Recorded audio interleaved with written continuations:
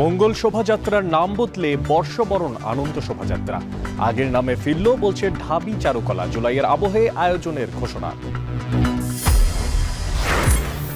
পাহাড়ে বর্ষবরণে চলছে সাংগ্রাই উৎসবের প্রস্তুতি। বিহারে পরিচ্ছন্নতার কাজ চলছে, শেষ মুহূর্তের কেনাকাটা।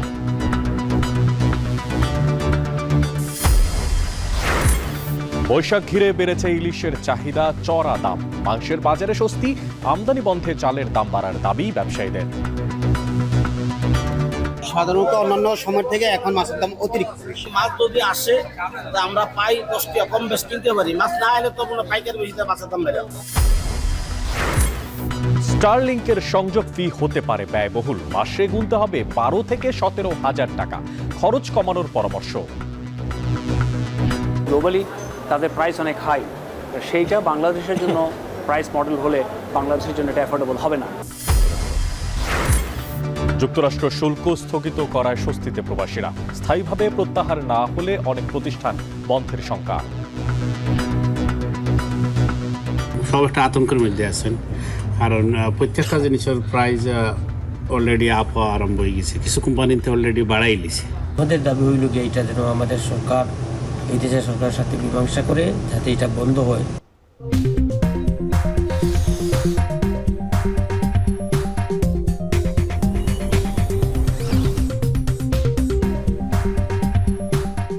এখন ঢাকায় আমন্ত্রণ জানাচ্ছি সবাইকে, সঙ্গে আছি আমি মশিউর অনিক। এবার পহেলা বৈশাখে মঙ্গল শোভাযাত্রার নাম বর্ষবরণ আনন্দ শোভাযাত্রা হবে বলে জানিয়েছেন ঢাকা বিশ্ববিদ্যালয়ের চারুকলার অনুষদের ডিন। এটি নাম পরিবর্তন নয়, বরং আগের নামে ফেরা বলে জানিয়েছে ঢাকা বিশ্ববিদ্যালয়ের উপাচার্য। এবার শোভাযাত্রা হবে জুলাই অভ্যুত্থানের আবহে। সকালে ব্রিফিংয়ে একথা জানান তারা। বিকাল 5টার পরে ক্যাম্পাসে কোনো প্রবেশ থাকবে না। যারা প্রবেশ করবে তারা 5টার মধ্যে প্রবেশ করবে। 5টার পরে সবার এক্সিট গেট খুলে যাবে, এন্ট্রি গেট বন্ধ হয়ে যাবে। শাহবাগের গোল চত্বর ঘুরে আমরা টিএসসি অভিমুখে যাব। আমরা রাজু ভাস্কর্যকে ডানে রেখে ডান দিকে টার্ন নিয়ে আমরা দাসকে ডানে রেখে আমরা সামনের দিকে এগিয়ে যাব। আমাদের ডান দিকে থাকবে শামসুন্নাহার হল, বামে টিএসসি। সামনের দিকে যে আমরা অফিসার্স টাওয়ারটাকে বামে রেখে আমরা শহীদ মিনারের দিকে যাব। শহীদ মিনার ডানে রেখে এনএক্স ভবন বামে রেখে আমরা দোয়েল চত্বর হয়ে শারীরিক শিক্ষা কেন্দ্র হয়ে দোয়েল চত্বর হয়ে বাংলা একাডেমির সামনে দিয়ে আবার আমরা চারুকলায় এসে শেষ করব।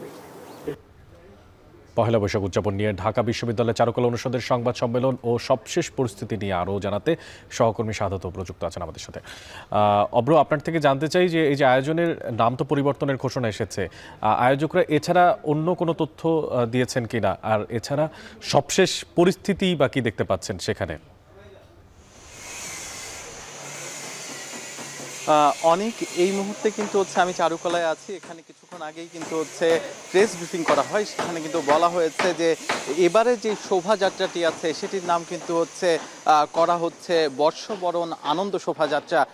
আপনি জানেন 1989 সালে কিন্তু এই যে এই শোভাযাত্রাটি শুরু হয়, তখন কিন্তু এটির নাম ছিল আনন্দ শোভাযাত্রা। সেই জন্য যে ঢাকা বিশ্ববিদ্যালয়ের উপাচার্য মহোদয় তিনি কিন্তু বলেছেন যে এইবার কিন্তু পরিবর্তন নয়, বরঞ্চ পুনরুদ্ধার করা হয়েছে। যে গত নামটি ছিল সেটিতেও নাকি অনেক বেশি আবেগ মিশ্রিত, তাই আগের জায়গায় যেই পুরনো জায়গাটি আছে, ঐতিহ্য আছে, সেটিতেই বরঞ্চ ফিরে যাওয়া হয়েছে, এমনটাই কিন্তু বলেছেন। এখানে তিনি পরিবর্তনের কোনো কিছুই বলেননি, বরঞ্চ বলেছেন যে এটি আমাদের ঐতিহ্যের কথাই বলে। এছাড়াও যদি এই যে এই পুরো সংবাদ সম্মেলনে কি হয়েছে সেটি যদি বলতে চাই আপনাকে, তাহলে কিন্তু প্রথমেই আসবে বাঙালি জাতিসত্তা সহ যেই 28টি জনগোষ্ঠী কিন্তু অংশ নেবে, সেটি কিন্তু আমাদেরকে জানানো হয়েছে। এছাড়াও যেই বিষয়গুলো এখানে থাকবে সেটির মধ্যে কিন্তু বলা হয়েছে কাঠের বাঘ থাকবে, পানির বোতল, মুগ্ধ। আপনি জানেন যে জুলাই আন্দোলনে যেই মুগ্ধের হাতে কিন্তু পানির বোতল ছিল, সেই পানির বোতলের কিন্তু একটি স্ট্রাকচার, একটি আকৃতি কিন্তু এখানে থাকবে। এছাড়াও শান্তির প্রতীক পায়রা, সেটি কিন্তু এখানে থাকছে। এছাড়াও যদি বলতে চাই যে আন্তর্জাতিকভাবে শান্তির যেন আসে এবং প্যালেস্টাইনের প্রতি কিন্তু প্যালেস্টাইনে যে আগ্রাসন সেটি বন্ধের জন্য কিন্তু তরমুজের প্রতীক হিসেবে একটি স্ট্রাকচার রাখা হয়েছে। এছাড়াও সুলতানি মোগল আমলের 10টি মুখোশ, ফ্যাসিবাদের মুখাকৃতির 80টি কিন্তু হচ্ছে এখানে দেখা মিলেছে। এছাড়াও বলা হয়েছে যে এই যে বাঘ থেকে শুরু করে পায়রা সব কিছুরই কিন্তু প্রায় শেষ পর্যায়ে চলে এসেছে কাজ। আর পুরো আনন্দ শোভাযাত্রা যেটি কিনা হচ্ছে বর্ষবরণ আনন্দ শোভাযাত্রা সেটি কিন্তু সকাল সকাল শুরু হবে এবং সেই জন্য কিন্তু মেট্রো স্টেশন যে দুটি আছে, একটি হচ্ছে শাহবাগ এবং আরেকটি হচ্ছে ঢাকা বিশ্ববিদ্যালয়ের টিএসসিতে যেটি, সেই দুটি স্টেশন কিন্তু ঠিক 14ই এপ্রিল বন্ধ থাকবে দুপুর 12টা পর্যন্ত। এর পরবর্তীতে কিন্তু আবারও চলাচল করা যাবে এবং চারপাশে ঢাকা বিশ্ববিদ্যালয়ে যেই রুটে এই শোভাযাত্রাটি যাবে সেটির আশেপাশে কিন্তু অনেক বেশি নিরাপত্তা জোরদার করা হবে এবং বন্ধ থাকবে অনেকগুলো গেট এবং বিকেল 5টার পরেই ঢাকা বিশ্ববিদ্যালয় ছেড়ে যেতে হবে এমন কথাও কিন্তু জানানো হয়েছে এই সংবাদ সম্মেলনে। এই ছিল আমার কাছে সর্বশেষ। অনেক ঢাকা বিশ্ববিদ্যালয়ের চারুকলা অনুষদ থেকে বর্ষবরণের সবশেষ খবরাখবর রাখছিলেন সহকর্মী শাহাদাত আবরু। বর্ষবরণকে ঘিরে পাহাড়ে চলছে সাংগ্রাই উৎসবের প্রস্তুতি। পুরাতন বছরকে বিদায় আর নতুন বছরকে স্বাগত জানাতে পাহাড়ের মারমা সম্প্রদায় এই সাংগ্রাই উৎসব পালন করে থাকেন। উৎসবকে ঘিরে পাহাড়ি পল্লীগুলোতে চলছে নানা আয়োজন। শেষ মুহূর্তের কেনাকাটায় ব্যস্ত সময় পার করছেন মারমা তরুণ তরুণীরা। বান্দরবান থেকে রিজবি রাহাতের প্রতিবেদনে দেখবেন বাকিটা। পার্বত্যাঞ্চলের বাসিন্দা মারমা সম্প্রদায়ের অন্যতম ধর্মীয় উৎসব সাংগ্রাই। নতুন বছরকে স্বাগত জানানোর এই উৎসব আর মাত্র কয়েকদিন পরেই শুরু হবে। তারই প্রেক্ষিতে মারমা পল্লীগুলো এখন নানা আয়োজনে ব্যস্ত। বিভিন্ন ক্যাং ও বিহারে চলছে পরিষ্কার পরিচ্ছন্নতার কাজ। উৎসবকে ঘিরে মারমা তরুণ তরুণীদের মধ্যে বইছে আনন্দের আবহ। সবাই মেয়েরা প্রস্তুতি নিচ্ছে, এখনো প্রস্তুতি চলতেছে, সামনেও আরো প্রস্তুতি চলবে। আমরা অপেক্ষায় আছি আমাদের সাংগ্রাইটা কখন হবে। আমরা অনেক ফ্রেন্ডরা মিলে ঘুরবো, খাবো, তারপর হচ্ছে অনেক আনন্দ করবো। জ্যেষ্ঠ থেকে শুরু করে একেবারে বাচ্চা কাচ্চা পর্যন্ত সবাই মিলে কেনাকাটার যে আনন্দ সেটা আমরা এখন থেকেই শুরু করে দিয়েছি। সাংগ্রাইকে ঘিরে চলছে শেষ মুহূর্তের কেনাকাটা। বেচা বিক্রি বাড়ায় খুশি ব্যবসায়ীরা। কতগুলো বেশি চলে আমাদের সাংগ্রাইয়ের জন্য আর কি, আর টুকটাক আমাদের 3 পিসও চলে। বছরে আমাদের আগের তুলনায় বেচা কেনাটা বুম পড়ে গেছে বেশি। উৎসবের 7 দিনব্যাপী বর্ণাঢ্য আয়োজনের কথা জানালেন আয়োজক কমিটির সভাপতি। আর উৎসবকে নিরাপদ ও নির্বিঘ্ন করতে নানা পদক্ষেপ নেয়ার কথা জানায় পুলিশ। 7 দিনের একটা কর্মসূচি গ্রহণ করেছি। 13 তারিখের র্যালির মাধ্যমে এবং 14 তারিখে বুদ্ধ স্নানের মাধ্যমে আমাদের কর্মসূচিগুলো আমরা পালন করব। 3 স্তরের আমাদের নিরাপত্তা ব্যবস্থা আছে। পাশাপাশি আমাদের মোবাইল পার্টি, পেট্রোল পার্টি এবং ফুড পেট্রোল পার্টি আমাদের এই উৎসবটা যাতে সুন্দরভাবে হয়।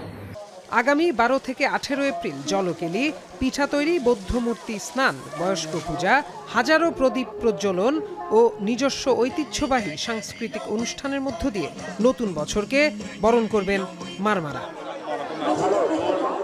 এখন বান্দরবান। সাংগ্রাই উৎসবের প্রস্তুতির বিস্তারিত জানাতে বান্দরবান থেকে যুক্ত হচ্ছেন সহকর্মী রিজবি রাহাত। রিজবি, আপনার থেকে জানতে চাই যে এই সাংগ্রাই উৎসবের প্রস্তুতি কেমন দেখতে পাচ্ছেন, আর পাশাপাশি সপ্তাহব্যাপী অনুষ্ঠানে কোন দিন কোন আয়োজন হয় সে ব্যাপারে আপনার থেকে ধারণা পেতে চাই। অনেক সারা বছরই কিন্তু পাহাড় জুড়ে আমরা পাহাড়ি অঞ্চলের মানুষ কিন্তু আনন্দে মাতোয়ারা থাকে। তো বিশেষ করে সাংগ্রাই উৎসবের কিন্তু একটু বাড়তি আনন্দ যোগছে। তো বর্ষবরণ অনুষ্ঠানে আমরা দেখি পাহাড়ে প্রায় 7টা ব্যাপী কিন্তু নানা আয়োজনের অনুষ্ঠান চলে। তো আমরা কিছুদিন ধরে বিভিন্ন এলাকায় গিয়ে দেখেছি যে পাহাড়ের পল্লীগুলোতে আসলে প্রস্তুতি গ্রহণ করা হচ্ছে বর্ষবরণকে বরণ করার জন্য। তো যেমনটি বর্ষবরণ করার জন্য সারা পাহাড়গুলোতে যেমন প্রস্তুতি নেওয়া হচ্ছে, বিহারগুলোতে কিন্তু পরিষ্কার পরিচ্ছন্নতার কাজ চলছে। তো বিশেষ করে যারা মারমা তরুণ তরুণীরা কিন্তু কেনাকাটায় ব্যস্ত রয়েছে। তো এইসব উৎসবের কারণে কিন্তু বাড়তি বেচা কেনা যেমন হচ্ছে, তেমনি শেষ মুহূর্তে কিন্তু বেচা কেনা বাজারে যেমনটা বেড়েছে, তেমনটি ঘরে ঘরে একটু আনন্দ বাজার। আগামীকাল ফুল বিজুর মাধ্যমে কিন্তু কিন্তু ওই সাংঘাই বৈশাখী উৎসব অনুষ্ঠিত হবে। তো 13 তারিখ একটি সাংঘাই র্যালি এবং লোকোত্তর সংস্কৃতির মাধ্যমে রাজারমাঠ থেকে আনুষ্ঠানিকতা শুরু হবে। তো 16, 15 এবং 18, 17 তারিখ কিন্তু জলকেলির মাধ্যমে কিন্তু 18 তারিখ কিন্তু একদম শেষ পর্যায়ে কিন্তু জলকেলির মাধ্যমে পাহাড়ি উৎসবগুলো শেষ হবে। তো একটি বিষয় জানিয়ে রাখি যে আগামীকাল যে ফুল পিছুর মাধ্যমে তঞ্চঙ্গারা তারা সাঙ্গু নদীতে ফুল ছিটিয়ে কিন্তু এই বৈশাখী উৎসবকে বরণ করে নিবে। তো বিকেলে কিন্তু গিলা খেলার মাধ্যমেও কিন্তু স্থানীয় রেচা বাজারে কিন্তু গিলা খেলার মাধ্যমে কিন্তু তারা অনুষ্ঠানটি শুরু করবে। বিশেষ করে বান্দরবান রাজারমাঠ এলাকাতে কিন্তু আমাদের 3 দিন ব্যাপী কিন্তু জলকেলির মাধ্যমে এই অনুষ্ঠান হয়ে থাকে। তো বর্ষবরণে একটি বিষয় জানিয়ে রাখি, মারমা তরুণীরা সাংঘাই উৎসব আসলে কিন্তু পাহাড়ে নানা আয়োজন করে থাকে। তো বিশেষ করে আমরা দেখতে পেয়েছি রাজারমাঠ বা আশেপাশে এলাকাগুলোতে কিন্তু সাজসজ্জা রয়েছে। তো বিহারগুলো তো পরিষ্কার পরিচ্ছন্নতার কাজ চলছে এবং পাহাড়গুলোতেও কিন্তু এখন আনন্দ মাতোয়ারা বিভিন্ন যে জনগোষ্ঠীর মানুষ রয়েছে কিন্তু তারা কিন্তু কেনাকাটায় ব্যস্ত রয়েছে বাজারে। তো এই ছিল আমার কাছে বান্দরবান থেকে সবশেষ তথ্য।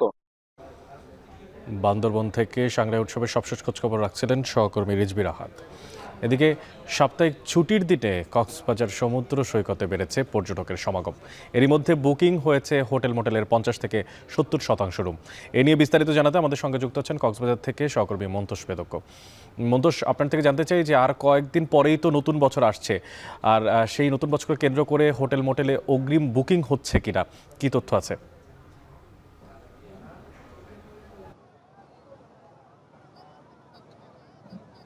অনেক ঈদ মৌসুমের শুরু থেকে মূলত ঈদের পরদিন থেকে কক্সবাজারে পর্যটকের যে ঢলটি শুরু হয়েছে সেটি এখন পর্যন্ত কিছুটা কমলেও এখনো অব্যাহত রয়েছে এবং ছুটির দিনে এসে সেটি উপচে পড়া ভিড়ে আসলে রূপ নিচ্ছে। এবং এই মুহূর্তে যেহেতু কক্সবাজারের হোটেল রিসোর্টগুলোতে 60% বেশি কক্ষ বুকিং রয়েছে বলে জানিয়েছেন এখানকার ব্যবসায়ীরা, এবং সামনের দিনগুলোতেও পর্যটকদের যে কক্সবাজারে আসার প্রবণতা সেটি অব্যাহত থাকবে এবং পহেলা বৈশাখকে কেন্দ্র করে আরও পর্যটক সমাগম হবে সেটিও কিন্তু এখানে ব্যবসায়ীরা আশা করছেন। এবং আমরা সকাল থেকে দেখছি যে বৃষ্টিস্নাত একটি পরিবেশ কক্সবাজারে বিরাজ করেছে, কিছুটা বৈরী আবহাওয়া রয়েছে এবং রোদ বৃষ্টির খেলা আসলে সকাল থেকে চলছে। এই মুহূর্তেও আকাশ কিছুটা মেঘাচ্ছন্ন রয়েছে এবং সৈকতে যেহেতু ঠান্ডা পরিবেশ রয়েছে, এরকম একটি পরিস্থিতিতে আমরা দেখছি যে সৈকত জুড়ে আসলে প্রচুর পর্যটকের পদচারণা রয়েছে। সব জায়গায় আসলে মানুষের যেহেতু উপস্থিতি রয়েছে, এখানে যে সৈকত কেন্দ্রিক যেসব ব্যবসা প্রতিষ্ঠান রয়েছে সবখানে একটা চাঙা ভাব কিন্তু রয়েছে। এখানে সৈকতের যারা ফটোগ্রাফার রয়েছেন কিংবা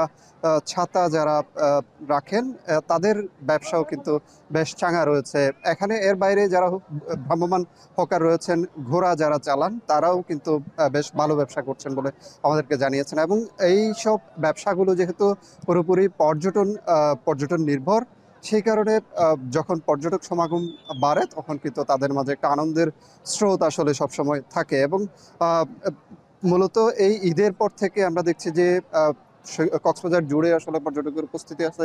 সৈকত ছাড়াও এখানে যে অন্যান্য পর্যটন স্পটগুলো রয়েছে, বিশেষ করে কক্সবাজার টেকনাফ মেরিন ড্রাইভ সড়কের যে পর্যটন স্পটগুলো, এর বাইরে মহেশখালীর আদিনাথ মন্দির রয়েছে কিংবা রামুর বৌদ্ধ মন্দির রয়েছে, কক্সবাজার শহরের যে বৌদ্ধ মন্দির রয়েছে, এইসব এলাকাগুলোতে পর্যটকদের বিচরণ বেড়েছে এবং এইসব এলাকাগুলোতে যেসব ব্যবসা প্রতিষ্ঠান গড়ে উঠেছে সবখানে একটা চাঙা ভাব কিন্তু লক্ষ্য করা যাচ্ছে। এবং ব্যবসায়ীরা যে আশায় আসলে রমজান মৌসুমে যেহেতু পর্যটকের সমাগম কমছে, সেই মৌসুমে যে মানুষের উপস্থিতি কম থাকার কারণে সেই সময় সংস্কার খাতে তারা যে বিনিয়োগ করে জানিয়েছেন বেশ ভালোই আসলে ব্যবসা তাদের হচ্ছে বলে তারা আমাদেরকে জানিয়েছেন। অনেক এই ছিল কক্সবাজার থেকে সবশেষ। নববর্ষ ঘিরে কক্সবাজারের সবশেষ খোঁজ খবর রাখছিলেন সহকর্মী মন্তোষ বেদজ্ঞ। আর কিছুদিন পরেই নববর্ষ, ছুটির দিনের জমজমাট রাজধানীর কাঁচাবাজার। নববর্ষের রসনাবিলাসের শীর্ষ পদ ইলিশের চাহিদা বেড়েছে, ঠিক রয়েছে ইলিশের সরবরাহ, কমেছে সব ধরনের মাছের দাম, আর অন্যদিকে ঈদের পর বেড়েছে সব ধরনের সবজির দাম। চালের চড়া বাজারে আমদানি কমায় বস্তা প্রতি দাম বেড়েছে 100 থেকে 200 টাকা পর্যন্ত। বিস্তারিত শাহিনুল ইসলাম সাগরের প্রতিবেদনে। নববর্ষ ঘিরে বাঙালিয়ানার পরিচয় খানিকটা রসনাবিলাসেও। নানা পদের খাবারের সঙ্গে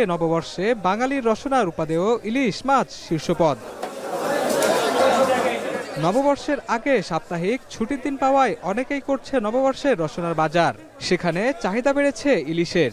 1 কেজি ওজনের ইলিশ বিক্রি হচ্ছে 2000 থেকে 2200 টাকায়। তবে 5টি অভয়াশ্রমে ইলিশ ধরা নিষিদ্ধ হলেও সাগরে চলমান থাকায় বাজারে এখনো সরবরাহ ভালো। এই সপ্তাহে ইলিশের চাহিদা বাড়ে নাই হিসাবে মাছের রেটও কম আর কাস্টমারও কম। গত সপ্তাহে বিক্রি করছি 2200-2300, আজকে বিক্রি করতেছি 1900-2000। দরদাম কমই, মনে করেন আপনার লোকাল মাছের দাম একটু বেশি আর ফ্রিজিংটার দাম কম। এবারকার কাস্টমার খাওয়ালা কাস্টমার পাগল হয় না খাওয়ার লেগে ইলিশ। ঢাকা সিটিতে লোক নাই, মাছ খেবো কই থেকে, মাছের তো পয়সা করে আছে। ইলিশ বড়টা 1.5 কেজিগুলা 2200 টাকা করে, মানে জেনারেলি এটার দাম হওয়ার কথা 1800-2000, কিন্তু এটা আরো বেশি। মাংসের বাজারে স্বস্তি নেমেছে। গরু খাসির মাংসের দাম কেজিতে 30 থেকে 50 টাকা কমেছে। চাহিদা বাড়লেও দাম কমেছে মুরগির মাংসের। ব্রয়লার ও সোনালী মুরগির দাম কেজিতে কমেছে 15 থেকে 20 টাকা। ঈদের পরের সপ্তাহে আমরা ব্রয়লার বেচি 195-200, আজকে বেচতেছি 180 টাকা। সোনালী বেচি 290-300 টাকা, আজকে বেচতেছি 270-80 টাকা। গত সপ্তাহে ছিল 1250 খাসি, আর ছিল 1150। তো এবারে দাম কিছু কমছে, 1100 টাকা হইলো ছাগল, খাসি হইলো 1200।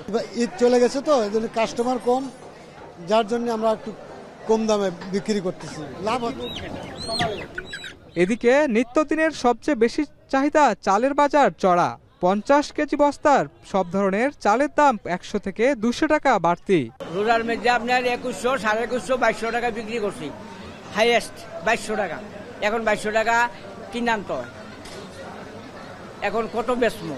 তাহলে হিসাবে 50 টাকা হয়েছে, 100 টাকা প্রতি বস্তা বাড়ছে। তো মিলে যদি ওরা বাড়াই দিলে আমরাও তো বাড়তিভাবে কিনে আনি, কিন্তু কি জেনে কেন বাড়ছে সেটা সঠিকভাবে আমরা জানি না। নববর্ষের আগে সব মিলিয়ে স্বস্তির বাজার করলেও সামনে সবজির দাম বাড়ার শঙ্কা করছেন ব্যবসায়ীরা। শাহিনুল ইসলাম সাগর, এখন, ঢাকা। বছরের এই সময় ইলিশের চাহিদা থাকে বাড়তি, তবে ইলিশের বাজারে নেই স্বস্তি। বেশিরভাগ বাজারেই 50 থেকে 100 টাকা পর্যন্ত বেড়েছে দাম। ইলিশের সাথে দাম বেড়েছে অন্য মাছেরও, তবে দাম অপরিবর্তিত রয়েছে মাংসের। সিলেটের বাজারে ক্রেতাদের চাহিদা বাড়ায় মাছের দাম অনেকটাই বেড়েছে। বিশেষ করে ইলিশ এবং রুই মাছ চড়া দামে বিক্রি হচ্ছে। চাহিদার তুলনায় আমদানি না থাকায় ইলিশ মাছ কেজি প্রতি 50 থেকে 100 টাকা পর্যন্ত বেড়েছে। আকার ও মানভেদে প্রতি কেজি ইলিশ 1600 থেকে 2800 টাকা পর্যন্ত বিক্রি হচ্ছে। পহেলা বৈশাখের আগে চাঁদপুরের বাজারেও মাছের দাম চড়া। নদীতে মাছ ধরা নিষিদ্ধ থাকায় চাষের মাছে ভরসা ক্রেতাদের। চাহিদার তুলনায় সরবরাহ কম থাকায় সব ধরনের মাছের দাম বেড়েছে 20 থেকে 50 টাকা পর্যন্ত। তবে ময়মনসিংহের বাজারে সরবরাহ কমায় ইলিশ ও অন্যান্য মাছের দাম। সপ্তাহের ব্যবধানে কেজিতে 3 থেকে 400 টাকা কমে 1 কেজি ওজনের ইলিশ বিক্রি হচ্ছে 17 থেকে 1800 টাকায়। এদিকে বগুড়ার বাজারে নতুন করে বাড়েনি মাংসের দাম, বরং মুরগির দাম কেজিতে কমেছে 15 থেকে 20 টাকা। গরুর মাংস প্রতি কেজি 750 এবং খাসি বিক্রি হচ্ছে 1100 টাকায়। দেশে আগামী কয়েক মাসের মধ্যেই স্টারলিংকের সংযোগ চালু হওয়ার কথা, কিন্তু এর সাবস্ক্রিপশন ফি নাগালের মধ্যেই থাকবে কিনা তা নিয়ে রয়েছে বেশ তর্ক বিতর্ক। বেশি মূল্যে স্টারলিংক সংযোগ বাজার হারানোর শঙ্কা দেখছেন বিশেষজ্ঞরা বলছেন, ব্রডব্যান্ড ইন্টারনেটের সঙ্গে প্রতিযোগিতা করেই টিকে থাকতে হবে স্যাটেলাইট ভিত্তিক এই সংযোগকে। কত খরচ হবে স্টারলিংক সংযোগে, প্রশ্নের উত্তর খুঁজেছেন সহকর্মী নাজমুস সাকিব। পৃথিবীর কক্ষপথ জুড়ে ছড়িয়ে আছে স্টারলিংকের ছোট ছোট স্যাটেলাইট। এসব স্যাটেলাইট থেকে বাসা বা প্রতিষ্ঠানে থাকা রিসিভারে আসবে ইন্টারনেট। সেখান থেকে রাউটার হয়ে দ্রুতগতির সংযোগ পাওয়া যাবে মোবাইল কম্পিউটার সহ নানা স্মার্ট ডিভাইসে।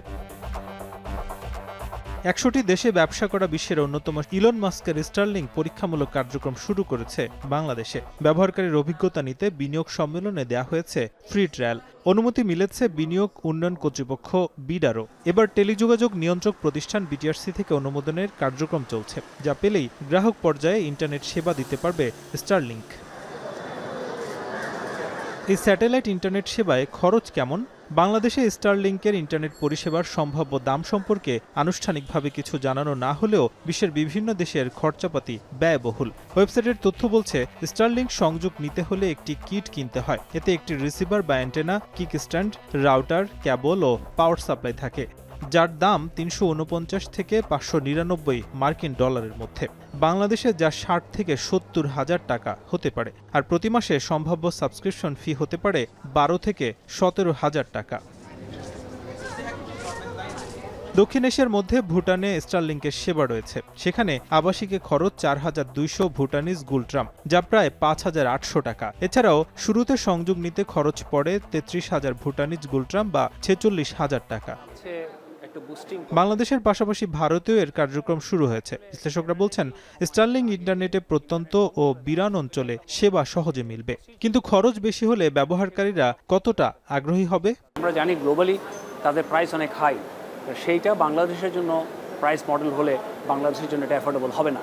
বাংলাদেশের জন্য ডিফারেন্ট প্রাইস মডেল হওয়া দরকার এবং এক্সিস্টিং যারা সার্ভিস প্রোভাইডার তাদেরকেও এই কম্পিটিশনের মধ্যে রাখতে হবে, যাতে করে সবাই মিলে কাজটা করতে পারে। ব্রডব্যান্ড ইন্টারনেটের মতোই যদি কম খরচে স্টারলিংক ইন্টারনেট দেয়া যায়, তাতে জনপ্রিয়তা বাড়বে। ব্রডব্যান্ড যেখানে যেতে পারছে না, সেখানেও নির্বিঘ্ন সেবা পাবে ব্যবহারকারীরা। কোয়ালিটি ইন্টারনেট, দ্রুতগতি সম্পন্ন ইন্টারনেটের দাম এখন পার এমবিপিএস 200 থেকে 300 টাকার মধ্যে। স্টারলিংক যদি এই দামের মধ্যে অথবা এর থেকে হয়তো 15 থেকে 20% দাম বেশি দিয়ে হলেও যদি এই দামে স্টারলিংকের পরিষেবা দেওয়া যেতে পারে, তাহলে আমার মনে হয় এই ব্রডব্যান্ডের যে আমাদের যে পেনিট্রেশন, এটা আরও 15 থেকে 20% এটা কিন্তু বেড়ে যাবে।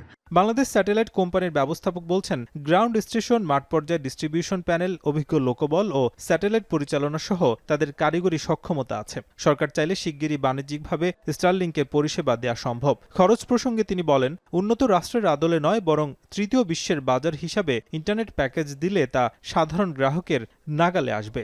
যে বাংলাদেশে অনেক প্রিমিয়াম কাস্টমার আছে যারা তারা হয়তো বা একটু বেশি কস্ট হইলেও ওনারা দেওয়ানতে রিলায়েবল কানেক্টিভিটি, হ্যাঁ, যেখানে মনে করেন যেখানে ফাইবার কানেকশন নাই অথবা মোবাইল কানেকশন নাই, সেখানে ওনারা রিলায়েবল কানেক্টিভিটি চান, রাইট? তো ওই সব কাস্টমারদের জন্য I think this will be really good. আফ্রিকার কিছু দেশে $10 থেকে $30 মধ্যে গ্রাহক পর্যায়ে ইন্টারনেট দিচ্ছে স্টারলিংক। শুরুতে বাংলাদেশেও এমন কাছাকাছি মূল্যে স্যাটেলাইট ইন্টারনেট সেবা চালু করার পক্ষে মত পরামর্শকদের। নাজমুস সাকিব, এখন, ঢাকা। 7 বছরে 11টি দেশি বিদেশি কারখানা চালু হয়েছে চট্টগ্রামের মিরসরাইয়ে, দেশের সর্ববৃহৎ ইকোনমিক জোনে। এছাড়া বিনিয়োগ নিশ্চিত করেছে আরও 155টি প্রতিষ্ঠান। শিল্পাঞ্চল ঘিরে এরই মধ্যে পাল্টেছে স্থানীয় মানুষের জীবনযাত্রা, হাট বাজারের চিত্র। সম্প্রতি এই ইকোনমিক জোন ঘুরেছেন দেশি বিদেশি 60 জন বিনিয়োগকারীও। দক্ষ শ্রমিকের অভাব, পানি সংকট ও বিনিয়োগ আমলাতান্ত্রিক জটিলতাকে বড় চ্যালেঞ্জ মনে করছেন তারা। হোসাইন জিয়াদ জানাচ্ছেন বাকিটা। মিরসরাইয়ে সমুদ্র উপকূল ঘেরা নয়নাভিরাম পরিবেশে প্রায় 30,000 একর জুড়ে দেশের বৃহত্তম এই অর্থনৈতিক অঞ্চল। বিশাল বিশাল কারখানা, নির্মাণ কর্মযোগ্য শ্রমিকদের আনাগোনা আর ভবিষ্যতে সমৃদ্ধ অর্থনীতির হাতছানি। প্রশ্ন হচ্ছে, 7 বছরে কতটুকু এগোলো এই অর্থনৈতিক অঞ্চল? কাঙ্ক্ষিত বিনিয়োগ, জ্বালানি, নিরাপত্তা, বিনিয়োগকারীদের সন্তুষ্টি কি পেয়েছে আশানুরূপ, নাকি হতাশার বেড়াজাল?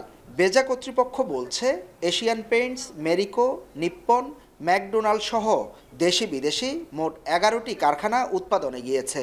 তৈরি হচ্ছে আরও 28টি কারখানা।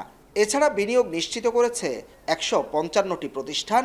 আলোচনা চলছে প্রায় $19 বিলিয়ন বিনিয়োগ নিয়ে।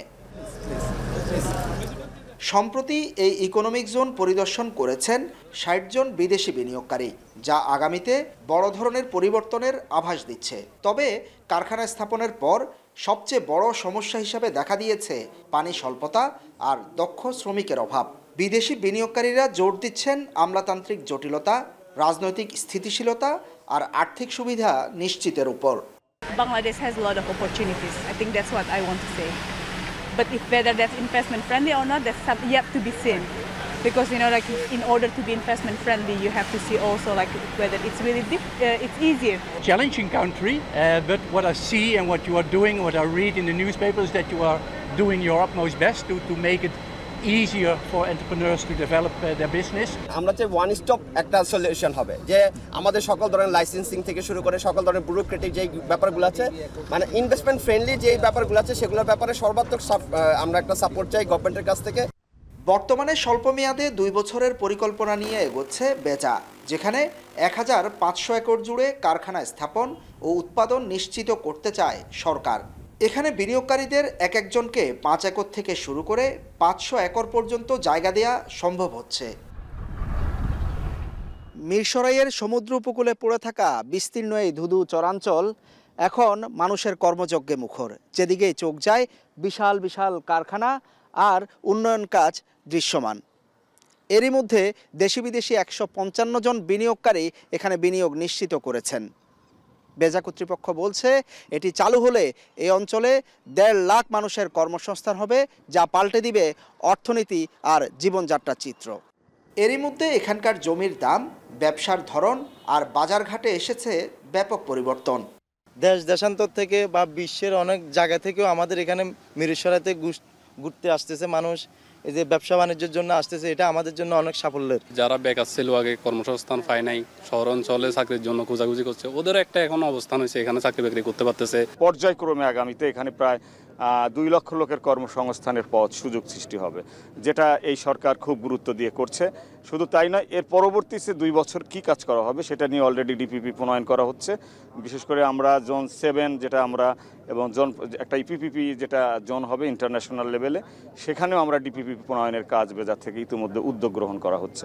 পানি সংকট ও দক্ষ শ্রমিকের অভাবের কথা স্বীকার করে বেজা বলছে এরই মধ্যে দৈনিক 600 মিলিয়ন লিটার পানি সংগ্রহ প্রকল্পের কাজ চলছে।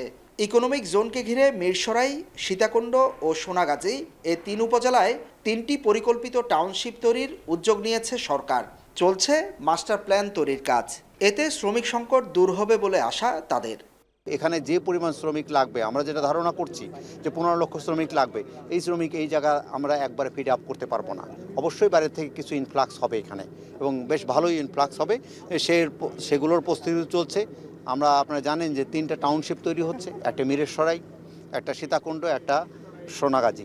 এই 3টি টাউনশিপ তৈরি হবে। গভর্নমেন্ট অলরেডি তার মাস্টার প্ল্যান তৈরি করেছে।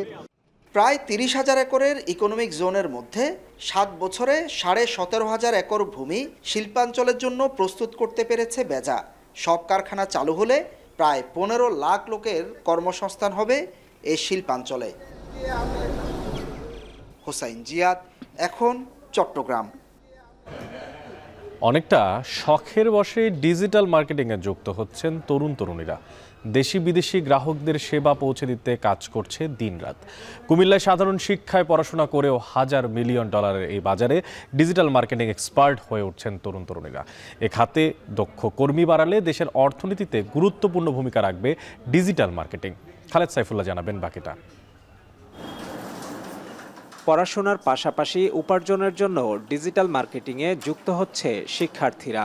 দ্রুত বর্ধনশীল এ খাত থেকে কুমিল্লার তরুণরা বছরে আয় করছে প্রায় $30 মিলিয়ন। এ খাতে যুক্ত হয়েছে প্রায় 5,000 কর্মী। কঠোর পরিশ্রম, ধৈর্য আর চ্যালেঞ্জ নেয়ার সক্ষমতা তরুণদের এ পথে এনে দিচ্ছে সফলতা। কাজের সুযোগ তৈরি হয়েছে social media marketing, search engine optimisation, content marketing ও ইমেল মার্কেটিংয়ে। একটা ট্রেনিং সেন্টার হয়তো আপনাকে ডিজাইনের টুলগুলো শিখিয়ে দিবে, বা ডিজাইনের যে আপনার যে ক্রিয়েটিভিটি, আপনার যে ইংলিশ কমিউনিকেশন, এটা তো আর কোনো ট্রেনিং সেন্টার আপনাকে শেখানো সম্ভব না। এটা আপনি নিজে নিজে প্র্যাকটিস করতে করতে ট্রাই করলে হবে আশা করি। আমরা যদি এটাকে গ্লোবালি আরও বেশি প্রমোট করতে পারতাম, আমরা হয়তো বা একটা মেজর একটা পরিমাণ হচ্ছে হয়তো বা আমরা এখান থেকে আমাদের হ্যান্ডিক্রাফট যে ইন্ডাস্ট্রি আছে ওই কুটির শিল্প থেকে আমরা তুলে আনতে পারতাম। গতানুগতিক যা শিখিয়ে ছেড়ে দেওয়া এরকম না করে যদি একদম প্রফেশনালি ট্রেনিং দিয়ে মার্কেট প্লেসে যদি ওদেরকে নিয়ে আসতে পারে, তাহলে আমাদের দেশ ভালো করবে। বিটিআরসির তথ্যানুযায়ী দেশে ইন্টারনেট ব্যবহারকারীর সংখ্যা 13,28 লাখ।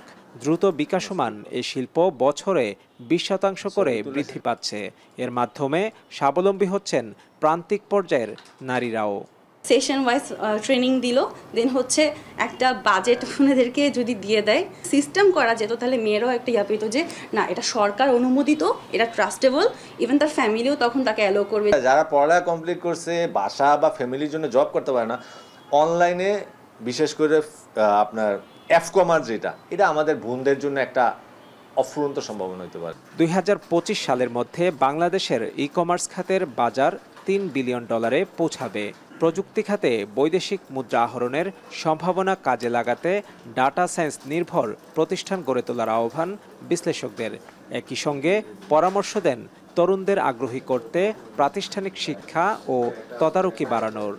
গার্মেন্টসের মতোই ডিজিটাল মার্কেটিংয়ের যে সেক্টরটা, তো এই দিক দিয়ে যদি আমরা একটা ইনস্টিটিউট করতে পারি এবং সেই ইনস্টিটিউটে আমরা টেকনোলজিক্যাল যদি সাউন্ড ভালো ভালো শিক্ষক নিয়োগ দিয়ে আমরা ওখানে যদি স্টুডেন্টদেরকে পড়াশোনা করাই, অ্যাজ ওয়েল অ্যাজ ট্রেনিং কিছু অ্যাপ্লিকেশন প্রোগ্রামসের মাধ্যমে কিছু ট্রেনিং সিস্টেম যদি চালু করতে পারি, আমাদের বাংলাদেশে দক্ষ জনশক্তি গড়ে উঠবে। যদি এনে কষ্ট করেন, যদি প্যাশন থাকে, যদি ডিসিপ্লিনে মধ্যে থাকেন, তাহলে আপনার অ্যাকচুয়ালি বেকার থাকতে হবে না। আপনি নর্মাল জব অফলাইনে যে পরিমাণ ইনকাম করবেন, এই সেক্টরে এর থেকে কয়েক গুণ ইনকাম করা সম্ভব। প্রাতিষ্ঠানিকভাবে একাডেমিক স্কিল বাড়ানো গেলে দেশের সবচেয়ে বড় শিল্প খাত হিসেবে পরিণত হবে ডিজিটাল মার্কেটিং, এমনটাই মনে করছেন সংশ্লিষ্টরা। খালেদ সাইফুল্লাহ, এখন, কুমিল্লা।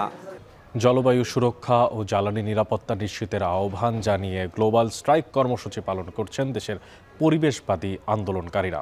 সকালে রাজধানীর জাতীয় প্রেস ক্লাব এবং মানিক মিয়া এভিনিউয়ে সংসদ ভবনের সামনে প্রতিবাদ সমাবেশে আয়োজন করা হয়। বক্তারা বলেন, জীবাশ্ম জ্বালানিতে অর্থায়ন বন্ধ, নবায়নযোগ্য শক্তির সম্প্রসারণ ও টেকসই কৃষিতে বিনিয়োগ বাড়াতে হবে। তারা আরও বলেন, উন্নত দেশগুলো জীবাশ্ম জ্বালানিতে অর্থায়ন করে সংকট সৃষ্টি করছে।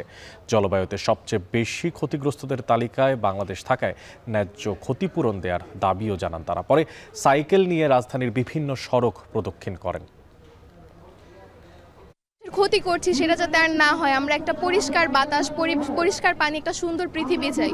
বর্তমানে যে পৃথিবী যে এত উত্তপ্ত, এত গরম, সেটা মূলত এই যে বর্তমানে যে উন্নয়নের মহাযাত্রা, যে জীবাশ্ম জ্বালানি পোড়ানো হচ্ছে, কার্বন ইমিশনের ফলে কিন্তু এটা হচ্ছে। মানে উন্নত বিশ্বে তারা হচ্ছে এত পরিমাণ ফসিল ফুয়েল, এত পরিমাণ বাইন্ডিং করতেছে, যার কারণে তারা উন্নত হচ্ছে, কিন্তু দিন দিন আমরাই ক্ষতি হচ্ছে। গ্লোবাল ওয়ার্মিং হচ্ছে, সমুদ্রের সি লেভেল রাইজ হচ্ছে, সেই সি লেভেল রাইজের জন্য আমাদের মতো ভালনারেবল কান্ট্রি আমরা খরা, ফ্লাড এগুলা ফেস করছি। 90 দিনের জন্য বাংলাদেশি পণ্যের ওপরে মার্কিন শুল্ক স্থগিত হওয়ায় অনেকটা স্বস্তি ফিরেছে যুক্তরাষ্ট্রে বসবাসরত বাংলাদেশি প্রবাসীদের মনে। অতিরিক্ত দাম দিয়ে কিনতে হচ্ছে না বাংলাদেশি পণ্য। তবে ব্যবসায়ীরা জানান, স্থায়ীভাবে শুল্ক প্রত্যাহার না করলে বন্ধ হয়ে যেতে পারে ছোট বড় অনেক ব্যবসায়িক প্রতিষ্ঠান। বিস্তারিত আব্দুল আহাদের প্রতিবেদনে। বাংলাদেশ সহ বিশ্বের বিভিন্ন দেশের পণ্যের উপর বাড়তি শুল্ক আরোপের ঘোষণায় অস্থিরতা দেখা দেয় যুক্তরাষ্ট্রের বাজারে। এতে ব্যাপক সমালোচনায় পড়ে ট্রাম্প প্রশাসন। বিরোধী দল ছাড়াও নিজ দলের অনেক আইন প্রণেতা প্রেসিডেন্ট ট্রাম্পের এই সিদ্ধান্তের বিরোধিতা করেন। পরিস্থিতি সামাল দিতে সিদ্ধান্ত থেকে পিছু হটেছেন ট্রাম্প। প্রায় 75টি দেশের ওপর থেকে 90 দিনের জন্য শুল্ক স্থগিত করেন তিনি। তবে শুধুমাত্র চীনের ওপর তা বাড়িয়ে করা হয়েছে 125%। For a period of time, I wouldn't say this morning, over the last few days I've been thinking about it. I've been dealing with Scott, with Howard, with some other people that are very professional, and I think it probably came together early this morning, fairly early this morning, just wrote it up. যুক্তরাষ্ট্রে 10 লাখের বেশি বাংলাদেশির বসবাস। তাদের প্রায় সবাই বাংলাদেশের আমদানি নিত্য প্রয়োজনীয় পণ্য, চাল, ডাল, মাছ, সবজির ওপর নির্ভর করেন। পোশাকের পাশাপাশি এসব পণ্য বাংলাদেশ থেকে আমদানি করেন এখানকার প্রবাসী ব্যবসায়ীরা। তবে ট্রাম্পের শুল্ক আরোপের পর বেড়ে যায় এসব পণ্যের দাম। প্রত্যেকটা জিনিসের প্রাইস অলরেডি আপ হওয়া আরম্ভ হয়ে গেছে। কিছু কোম্পানিতে অলরেডি বাড়াই লিছে, বুঝছেন। আমরা লাস্ট 2 days আগে যে মালগুলো আনছি, এগুলো অলরেডি প্রাইস কিছু আপ। আবার কালকে থেকে শুনলাম যে এই বাংলাদেশ তত্ত্বাবধায়ক গভর্নমেন্ট আর যে কিছু আলোচনা হইয়া এটা স্থগিত করা হয়েছে 90 days লাগে। বাংলাদেশ থেকে অনেকগুলো কাপড় এই ইউএসএ আসে, যার জন্য আমরা অনেক চিপে পাই, অনেক সস্তা হয়। কিন্তু টেরাফ যদি এখন সে যদি আমাদের উপর প্রকৃত করে, তাহলে আমাদের প্রাইসিং কস্ট অনেক বেশি হয়ে যাবে। 3 মাসের জন্য শুল্ক স্থগিত হওয়ায় অনেকটা স্বস্তি ফিরেছে ক্রেতা বিক্রেতাদের মধ্যে। তবে স্থায়ীভাবে শুল্ক প্রত্যাহার না করলে বন্ধ হওয়ার শঙ্কায় এখানকার ছোট বড় অনেক ব্যবসা প্রতিষ্ঠান। এটা বন্ধ না হলে ক্রেতাদের সমস্যা হবে, আমাদের সমস্যা হবে, হয়তো বিজনেস ডাউন হয়ে যেতে পারে, স্টোর ক্লোজ হতে পারে। We're not isolated, so it's a worldwide issue. So I'm hoping something will come up as a solution. কম আয়ের মানুষ যারা, তাদের উপর সবচেয়ে বড় আঘাতটি আসছে। কারণ এই ট্যারিফ আরোপের ফলে পণ্যের দাম বেড়ে গেছে এবং স্বভাবতই মানুষের জীবনযাত্রায় ব্যাপক একটি চাপ পড়েছে। যুক্তরাষ্ট্রের বেশিরভাগ মানুষই আয় করেন ন্যূনতম মজুরি। কোভিড মহামারীর পর জিনিসপত্রের দাম বেড়ে যাওয়ায় হিমশিম খেতে হচ্ছে তাদের। আর চলমান বাণিজ্য যুদ্ধ অনেকটাই আতঙ্কিত করে তুলেছে মার্কিনীদের। আব্দুল আহাদ, এখন যুক্তরাষ্ট্র। যুক্তরাষ্ট্রের নিউ ইয়র্কে হ্যাডসন নদীতে পর্যটকবাহী হেলিকপ্টার বিধ্বস্ত হয়ে একই পরিবারের 5 জন সহ মোট 6 জন নিহত হয়েছে। নিহত পরিবারের সবাই ছিলেন স্প্যানিশ পর্যটক। এই ঘটনায় শোক জানিয়েছে New York city mayor Eric Adam. Jahanara ভুইয়ার প্রতিবেদনে দেখবেন বিস্তারিত। Oh my gosh! আকাশে ঘুরতে ঘুরতে হঠাৎ নিয়ন্ত্রণ হারালো মাঝারি আকারের পর্যটকবাহী এই হেলিকপ্টারটি। প্রত্যক্ষদর্শীদের ধারণ করা ভিডিওতে দেখা যায় কোনো কিছু বুঝে ওঠার আগেই হেলিকপ্টারের মূল অংশ বিধ্বস্ত হয় নদীতে। এর কয়েক সেকেন্ড পর হেলিকপ্টারটির পাখাও পড়ে সেখানে। স্থানীয় সময় বৃহস্পতিবার যুক্তরাষ্ট্রের নিউ ইয়র্কের হ্যাডসন নদীতে হেলিকপ্টারটি বিধ্বস্ত হয়। নিউ ইয়র্ক পুলিশ জানায় বিধ্বস্ত হেলিকপ্টারটিতে 6 জন সদস্য ছিলেন, যাদের মধ্যে 5 জন একই পরিবারের। 3 শিশু নিয়ে স্প্যানিশ এক পরিবার হেলিকপ্টারে করে হ্যাডসন নদীর উপর ঘুরছিলেন। নিউ জার্সির দিকে যাওয়ার সময় জর্জ ওয়াশিংটন ব্রিজ পার হওয়ার পরই নিয়ন্ত্রণ হারিয়ে ফেলে হেলিকপ্টারটি।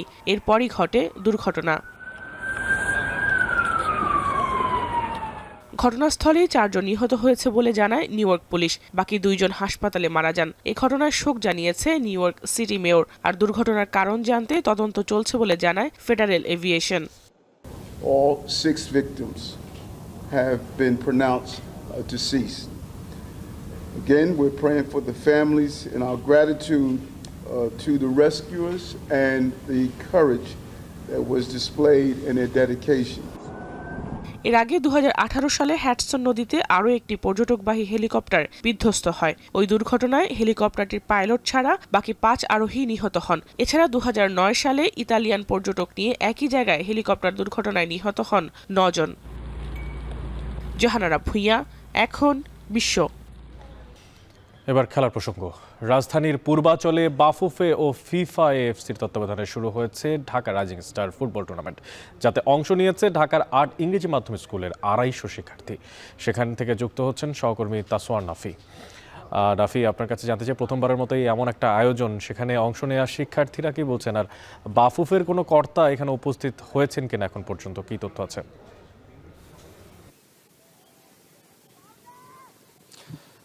অনেক বাফুফে এবং ফিফা এএফসির তত্ত্বাবধানে প্রথমবারের মতো ঢাকা রাইজিং স্টারের যে টুর্নামেন্টটি শুরু হয়েছে, এটি পূর্বাঞ্চলের ফর্টিস স্পোর্টস গ্রাউন্ডে শুরু হয়েছে এবং এটা আমরা দেখেছি এখানে 8টি স্কুল, ইংরেজি মাধ্যমিক স্কুল এখানে অংশগ্রহণ করেছেন। ঢাকার রাজধানীর সর্বোচ্চ পর্যায়ের যে 8টি স্কুল রয়েছে সে 8টি স্কুল অংশগ্রহণ করেছে। ইতিমধ্যে স্কলাস্টিকা দুটি শাখা ফুটবল খেলছে এবং এর আগে সকালে আরেকটি ম্যাচ হয়েছে এবং আমরা যেটা দেখেছি ফিকচারে যে মে 9 তারিখ পর্যন্ত এই টুর্নামেন্টটি চলবে। তবে বাফুফে কর্মকর্তারা গতকাল একটি প্রেস মিট করেছিল এবং আজকেও এখানে যারা এসেছে বা এখানে যারা অংশ নিয়েছে ফুটবলাররা, তারা যেটা বলছে যে মূলত এই যে টুর্নামেন্টটি শুরু হয়েছে সেটি ধারাবাহিকতা রক্ষাটাই আসলে মূল লক্ষ্য হওয়া উচিত, যেহেতু প্রথমবারের মতো এবং প্রতি বছর, এবং শিক্ষার্থীরা যারা আছেন এখানে তারা বেশ উৎফুল্ল এবং এরকম একটি আয়োজনে তারা ধন্যবাদ জানাচ্ছেন বাফুফেকে এবং এখানে যারা পৃষ্ঠপোষকতা করেছেন, পাশাপাশি ফিফা এফসিও যেহেতু এখানে কোলাবোরেশন রয়েছে, সবাইকে তারা ধন্যবাদ জানিয়েছেন। এবং এখানে আমরা দেখেছি অনেক অভিভাবক এসেছেন, যেহেতু ইংরেজি মাধ্যম স্কুলের শিক্ষার্থীরা এখানে উপস্থিত হয়েছেন। তবে পরবর্তী সময়ে রাজধানী ঢাকার যে বাংলা মাধ্যমিক স্কুল রয়েছেন বা যে অন্যান্য যে স্কুলগুলো রয়েছেন সেই স্কুলগুলোরও অংশগ্রহণ করার ব্যাপারেও তারা প্রতিশ্রুতি দিয়েছেন আয়োজকরা পরবর্তী সময়ে। তবে এইবারও তারা আরও কয়েকটি স্কুল, অর্থাৎ 12টি স্কুলের সাথে কথা বলেছিল, কিন্তু শেষ মুহূর্তে 8টি স্কুল রাজি হয়েছে খেলার জন্য। আর একটি বিষয় জানিয়ে রেখে এখানে অনূর্ধ্ব 12 এবং অনূর্ধ্ব 14 দুটি গ্রুপে খেলা হচ্ছে। আমরা যেটা দেখছি এখন এই মুহূর্তে অনূর্ধ্ব 14 স্কলাস্টিকার 2 শাখার খেলা হচ্ছে এবং এছাড়া আরও বেশ কয়েকটি ম্যাচ রয়েছে এবং মে 9 তারিখে এই আয়োজনে শেষ হবে। বাফুফের পক্ষ থেকে যেটা বলা হচ্ছে যে অনেকটা আমরা যেটা দেখি সচরাচর যে বাংলাদেশ ফুটবলে ইংরেজি মাধ্যম স্কুলের তেমন একটি অবদান নেই বা এখান থেকে আসলে তেমন কোনো প্লেয়ার উঠে আসে না। তবে এখান থেকে প্লেয়ার উঠুক বা না উঠে আসুক, সবচেয়ে বড় যে বিষয়টি তারা বলছেন যে এই যে ফুটবলকে বাংলাদেশে পরিচিত করে দেওয়া এবং ফুটবলারদেরকে পরিচিত করে দেওয়া, বাংলাদেশ ফুটবলে এখন বর্তমান যে সময় চলছে, বিশেষ করে হামজা আসার পর যে নতুনভাবে ফুটবলকে নিয়ে স্বপ্ন দেখা শুরু হয়েছে, সেই বিষয়টি নিয়েও বাফুফে এই ধরনের আয়োজন করেছেন। ভবিষ্যতে আরও বেশ কয়েকটি পরিকল্পনা রয়েছে। আমরা জানিয়েছি ফুটসাল টুর্নামেন্ট চালু হবে এখানে। আমরা দেখেছি সি বিচ যে কমিটি হয়েছে বাফুফে, সেখানকার কর্মকর্তারা এখানে, অর্থাৎ ফুটবল নিয়ে বেশ বড় বড় বেশ কয়েকটি পরিকল্পনা নিয়েছেন বাফুফের নতুন কর্তারা। তো অনেক এ ছিল আমার কাছে ঢাকা রাইজিং স্টারের এখন যে খেলা চলছে সে খেলার সব শেষ। পূর্বাচল থেকে যুক্ত ছিলেন সহকর্মী তাসওয়ার নাফি। দর্শক, এখন ঢাকা শেষ করার আগে শিরোনামগুলো জানিয়ে দিব আরও একবার। মঙ্গল শোভাযাত্রার নাম বদলে বর্ষবরণ আনন্দ শোভাযাত্রা আগের নামে ফিরল বলছেন ঢাবি চারুকলা। জুলাইয়ের আবহে আয়োজনের ঘোষণা। পাহাড়ে বর্ষবরণে চলছে সাংগ্রাই উৎসবের প্রস্তুতি। বিহারে পরিচ্ছন্নতার কাজ চলছে, শেষ মুহূর্তের কেনাকাটা।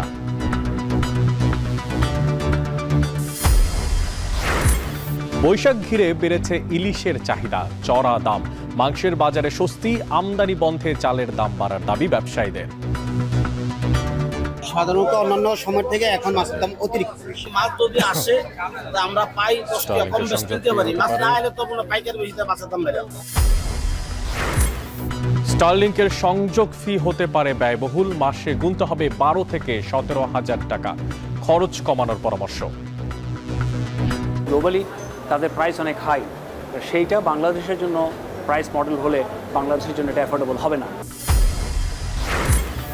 যুক্তরাষ্ট্র শুল্ক স্থগিত করায় স্বস্তিতে প্রবাসীরা। স্থায়ীভাবে প্রত্যাহার না হলে অনেক প্রতিষ্ঠান বন্ধের শঙ্কা। সব একটা আতঙ্কের মধ্যে আছেন, কারণ প্রত্যেকটা জিনিসের প্রাইস অলরেডি আপ হওয়া আরম্ভ হয়ে গেছে। কিছু কোম্পানিতে অলরেডি বাড়াই দিছে। আমাদের দাবি হইল যে এটা যেন আমাদের সরকার এই দেশের সরকারের সাথে মীমাংসা করে যাতে এটা বন্ধ হয়। শেষ করছি এখন ঢাকা। এখন টেলিভিশন ওয়েবসাইটে দেখতে ভিজিট করুন www.ekhon.tv। এছাড়া এখন টেলিভিশন ফেসবুকে দেখতে ভিজিট করুন facebook.com/tv.ekhon এবং ইউটিউবে এখন টেলিভিশন দেখতে ভিজিট করুন youtube.com/c/ekhon.tv।